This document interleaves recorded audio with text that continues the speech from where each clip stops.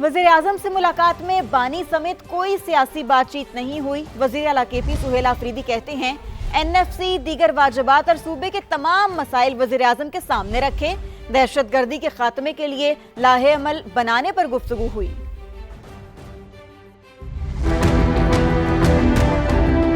सियासी किसी चीज़ पर बात नहीं। जो हमारे सूबे के मसाइल हैं, चाहे वो NFC है, चाहे हमारा CRBC है, चाहे हमारा NHP है, और जितने भी हमारे बाकी बकायाजात हैं वफाक पर, उन हवाले से बात हुई है। तकरीबन 26 अरब रुपए अभी तक खैबर अपनी जेब से मर्ज अजला में, हमारे जो कबायली अजला हैं उसमें लगा चुका है। शहबाज शरीफ साहब ने SN इकबाल साहब को और बाकी टीम को हिदायत जारी कर दी है कि वो मुजम्मिल असलम साहब से आज ही इस हवाले से मीटिंग करे। दहशतगर्दी का ना ही कोई सूबा होता है, ना ही मुल्क होता है, ना ही मजहब होता है, और जो दहशतगर्दी करता है तो उसकी हैसियत पाकिस्तानी हम सबको मजम्मत करनी भी चाहिए और इंशाल्लाह आगे भी करेंगे। और दहशतगर्दी के हवाले से एक मुश्तरका लाएअमल पर बात हुई है। 4 अरब रुपए जो है थोड़ी रकम है। जो मेरे तिरा के लोग कुर्बानी दे रहे हैं, जो मेरे खुरम के लोग कुर्बानी दे रहे हैं, उन बाजावड़ की आवाम कुर्बानी दे रहे हैं, ये रकम कुछ भी नहीं। तमाम लोगों को उन कुर्बानियों का एहसास करना चाहिए और ऐसी बातें नहीं करनी चाहिए जिससे उनकी दिल आजारी हो।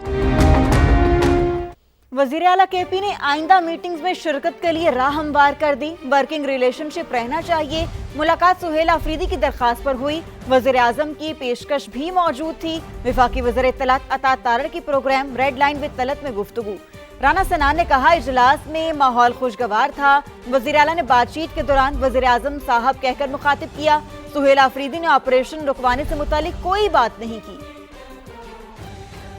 PM की एक स्टैंडिंग ऑफर मौजूद थी। PM ने एक दफा नहीं, PM ने 2-3 मरतबा कहा कि हम मिलते हैं, आप आए, आप तशरीफ लाएं। इन्होंने जो मुलाकात की रिक्वेस्ट की वो स्टाफ टू स्टाफ होता है, तो इनके स्टाफ ने प्राइम मिनिस्टर के स्टाफ को रिक्वेस्ट की। प्राइम मिनिस्टर उस वक्त डेवोस में थे, फिर प्राइम मिनिस्टर वापस आए, तो फिर रिक्वेस्ट आई, तो उसके बाद प्राइम मिनिस्टर ने जो है वो मुलाकात का टाइम दिया। तो ये वर्किंग रिलेशनशिप रहना चाहिए काउंटर टेररिज्म के लिए, लॉ एंड ऑर्डर को बेहतर करने के लिए। उन्होंने ये राह भी हमवार की है कि वो आइंदा जो नेशनल एक्शन प्लान के तहत एपेक्स कमेटी की मीटिंग्स हैं उसमें भी शरीक हुआ करेंगे। वज़ीर आज़म ने उनको बड़ा वार्म वेलकम किया। माहौल बड़ा खुशगवार और रिस्पेक्टिव था। बातचीत करते हुए उन्होंने वज़ीर आज़म साहब कह के बात की। आइंदा के लिए उन्होंने कहा कि मैं उन तमाम मीटिंग्स में जो भी होंगी तो उनको मैं अटेंड करूँगा। ऑपरेशन रुकवाने वाली उन्होंने बात, वो तो कह रहे हैं दहशतगर्दी के खिलाफ उन्होंने अपनी पूरी कमिटमेंट का इजहार किया।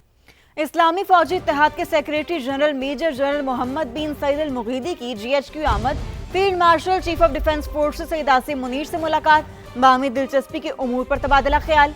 इलाकाई सलामती की सूरत हाल और इंसदादे दहशतगर्दी में ताउन के फरोग पर गुफ्तगू हुई। ISPR के मुताबिक मुलाकात में मुश्तरका हिकमत अमली, इंटेलिजेंस शेयरिंग, दहशतगर्दी और इंतहा पसंदी के खिलाफ जिद्दोजहद के अज़्म का इजहार किया गया। फील्ड मार्शल ने इस्लामी दुनिया में इस्तेहकाम और मरबूत इंसदादे दहशतगर्दी के इक़दामात के लिए major general Mohammed bin Saeed के किरदार को सराहा। इस्लामी फौजी इत्तेहाद के सेक्रेटरी जनरल ने दहशतगर्दी के खिलाफ जंग में पाकिस्तान की कुर्बानियों का एतराफ़ किया। पाक अफवाज की पेशा वराना सलाहियतों की तारीफ की। खित्ते में अमन, इस्तेहकाम और सलामती के लिए इदारा जाती ताउन को मजीद मजबूत बनाने का अज़्म भी जाहिर किया गया। फील्ड मार्शल सईद आसिम मुनीर से लिबिया के commander in chief field marshal Khalifa Abul Qasim Haftar की भी मुलाकात हुई। लिबिया के साथ दो तरफा ताल्लुकात को मजबूत बनाने के लिए पाकिस्तान के अज़्म का यादा किया गया। आर्मी चीफ ने कहा कि लिबिया में अमन, इस्तेहकाम और इदारा जाती तरक्की के लिए पाकिस्तान मुकम्मल हिमायत करेगा। लिबिया के कमांडर इन चीफ ने GHQ में यादगार शोहदा पर फूल चढ़ाए। मेहमान फील्ड मार्शल ने शोहदा को खराजे अकीदत पेश किया। अब जिक्र कराची का, जहां आतिशज़दगी का एक और वाकया हुआ। सदर मोबाइल मार्केट के पार्किंग में लगने वाली आग पर 1 घंटे में काबू पा लिया गया। भड़कते शोलों ने 3 गाड़ियों को जला डाला। दम घुटने से चौकीदार की हालत गैर हुई। नवीद कमाल रिपोर्ट कर रहे हैं।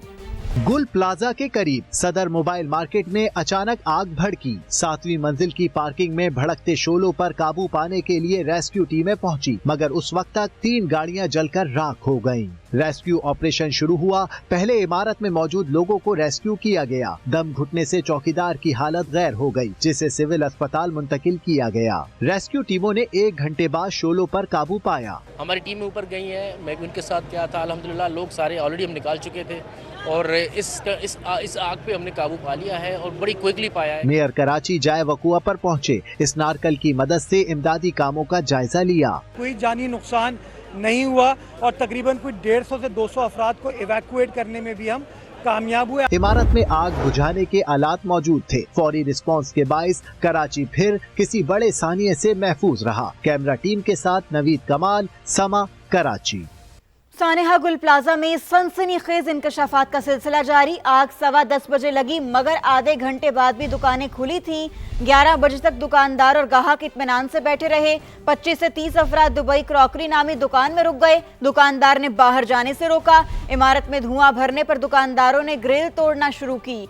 150 से ज्यादा लोग बाहर निकलने में कामयाब हुए। इंक्वायरी कमेटी ने बेसमेंट की सीसीटीवी फुटेज हासिल कर ली। 9 फ्लोर, फर्स्ट और सेकंड फ्लोर की फुटेज ना मिल सकी।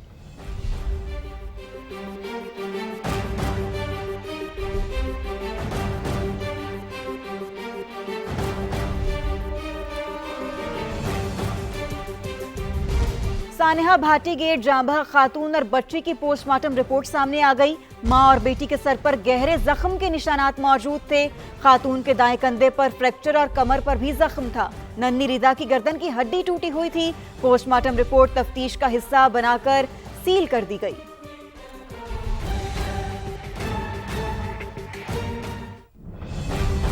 अफसोसनाक खबर देंगे कसूर से, जहां मुस्तफाबाद के इलाके में शादी हॉल के बाहर मैनहोल में गिरकर 3 साल का बच्चा जाँ बहक हो गया। अली हूर की एक दिन बाद तीसरी सालगिरह थी। वालिदैन गम से निढाल। वाक़े के बाद जिला इंतजामिया जाग गई। असिस्टेंट कमिश्नर गुलाम फातिमा वकुआ पर पहुंची और शादी हॉल को सील कर दिया। पुलिस ने मालिक समेत 3 अफराद के खिलाफ मुकदमा दर्ज कर लिया। पाकिस्तान का सरप्राइज, भारत परेशान, तफसील बताएंगे इसी बुलेटिन में।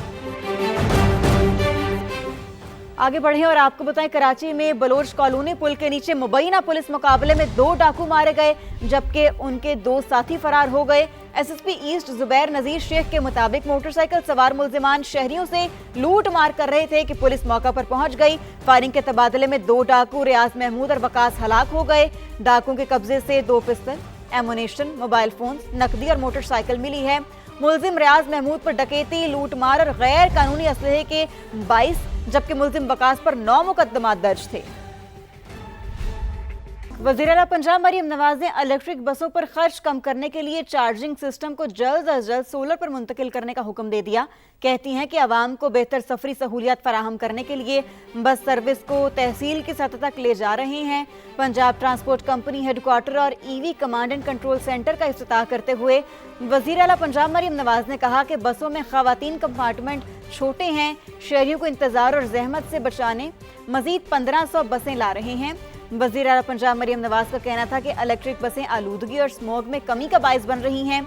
उन्होंने ट्रांसपोर्ट हुकाम को ग्रीन बस प्रोजेक्ट के कार्बन क्रेडिट्स क्लेम करने की भी हिदायत की।